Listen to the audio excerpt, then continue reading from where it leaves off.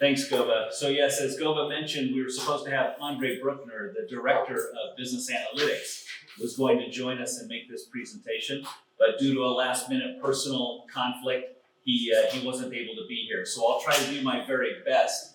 I've spent significant time with Andre and in the airport there, so I'm going to share a little bit of what they've discovered and some of the things they're thinking about for the future. First, a quick summary of kind of our relationship, Ariadne, with San Diego Airport and their project with us. The first conversations were held in 2021. In late 2021, there was an agreement to do a pilot, a proof of value exercise. And early 2022 was an evaluation of that exercise that went quite well. Not only an evaluation of the pilot, but then of course, all of the due diligence that a customer would require for data security, for technology support, all of the different things that they needed to approve to implement this in their enterprise. As you can probably appreciate, implementing in an airport is a little different than other places, being that it's often kind of a public and private partnership. The airport is run by a private company, but it's owned by the government. And so it's a very interesting balance to try to make both of them make the same decision at the same time. In mid-2022, thanks to the great work by several people in this room, including Nikos and Georgios, we reached an agreement for a multi-year rollout. They signed a 3-year contract and started up the project. And thanks again to Nikos for showing them how easy it was to install this across their terminals. They were very worried and got big quotes for how much it was going to cost for someone to install this. And then working with Nikos, realized that they were able to do it for about 1/10 of the cost that they had originally projected. And then because of some other things that we've done with them over the last few months, they actually proactively extended the agreement an additional year, even before the end of the agreement came up. So we have a very good relationship with San Diego, and they're doing a lot of interesting things. I thought I'll cover a few highlights here, just so you get a sense of the things they're looking at and some of the insights that are coming out of the system, and then quickly talk about where they're going to go next. First off, just from a visitor's point of view, they've been looking at how many people are coming into the airport, and this is both from the ground, people coming in from their car or the train or the bus coming to the airport, or those coming off the planes. So this visitor count is both of those put together. And part of what they've looked at is there's some very heavy traffic times and there's some very light traffic times. In this case, we're looking just at a week of traffic, but as they've looked at some of the monthly analysis, they've realized that they have some very light times they didn't know were light in the airport. And equally, they have some very heavy times because of flight delays, which many of us have experienced, where they see very heavy traffic and weren't expecting that either. So they're looking to use that to do a better job of scheduling employees, scheduling security, scheduling cleaning crews, scheduling everyone that needs to be there to support their passengers. And then number 2 focus is they have a real focus on figuring out how to help people check in and get through security as soon as possible, because the faster they can get them through security, the more time they need to spend in the terminal, and the more time they spend in the terminal, the more money they spend in the terminal, going to shops and buying services and doing things that help make the San Diego airport make money. One of the insights that they've gathered in looking at this data and also correlating it with their transactional data is that there are some very specific retailers that are also tied to specific areas of the airport. So this is just one example where Hudson News on the Go is one of the top retailers in terms of transaction count, but looking into the data and using Ariadne, particularly with the help of Stavrula and others, they can recognize that most of the business for this retailer is coming from one gate. 40% of the business is from one gate, which is nearby. And so that would present potentially an opportunity for them to do some promotions in other gates that are not so far away to drive even more business into that business that's so popular with that one gate. Another interesting one is the relationship in food courts and restaurants.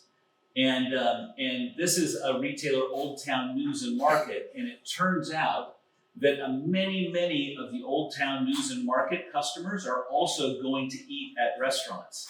And so one of the ideas here is if they have a new restaurant coming in, maybe they promote that restaurant with signage in front of this retailer, so that they not only drive people to the restaurants they're used to going to, but they see that new restaurant and are able to help that restaurant get off the ground and become popular quicker.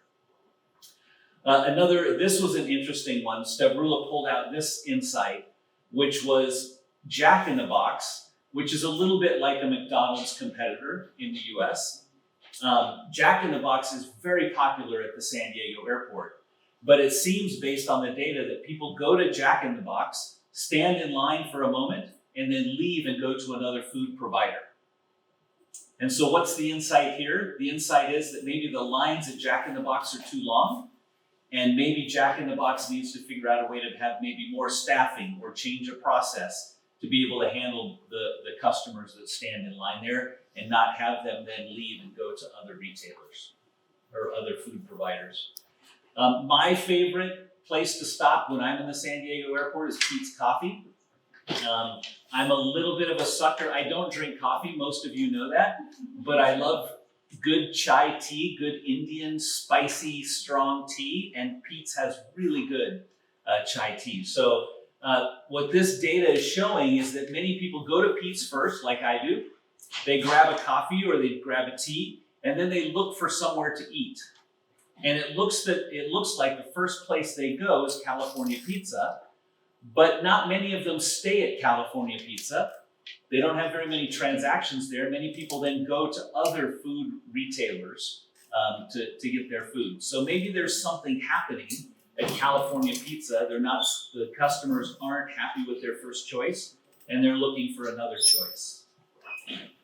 Kind of the opposite at Camden Food Company. Camden Food seems to have a very strong relationship with a number of gates, not just the gates that are nearby. So Camden Foods is nearby gate 38, but nowhere near gate 47, 48, and 49. And so what this is telling you is maybe customers that are going to those gates are having more time, that they're wandering further away and able to go buy at Camden Food, which is it's a very high-end, very high-quality food offering, and you need a little bit more time to choose it and then to eat there as you would any other food provider. And then last but not least, I actually love this one. For anyone who's been to the San Diego airport, there are very few places that you can sit down at a bar and basically drink as long as you need to until your flight leaves. And Phil's is one of those. They have a sit-down bar. And it turns out that people who sit at Phil's and use Phil's don't go anywhere else except to their gate. So that means that once they've sat down at Phil's, there's probably very little chance of moving them to other businesses. So maybe don't waste your time trying to promote other businesses near Phil's. Let Phil's be Phil's and use your promotion money somewhere else. Okay? Because once someone sat there, they're there for the duration until they stumble onto their flight. Okay? Lastly, where is San Diego looking next? With all of these insights, they've realized that what they need to do is now engage the different business units in the airport and drive projects that help each of those business units drive success. So the first one is a project that's driving Giorgio's crazy, and that's the washrooms and restrooms. And they're very adamant that by understanding the traffic patterns in the washrooms, they can actually do a better job of sending their cleaning teams, their facilities teams, to clean the washroom when it's really needed and not send those teams there if no one's been using that restroom. So they don't waste time and money, but they get the right people there at the right time. The second business unit is their transportation group. They're really focused on how long do people have to wait for a shuttle bus to pick them up to go to the car rental place or to go to a hotel or to go to any of the other places that shuttles go to. So they're installing us outside the airport where you stand in line for those shuttles so they can now measure that and optimize that process. And then once they get beyond that, we're looking at navigation so that they can use navigation not only for that service to the customers, but as an opt-in mechanism, so that then they can drive to the next opportunity, which is providing messaging on the mobile phones of passengers while they're there in the airports. Okay? That's my poor summary of San Diego.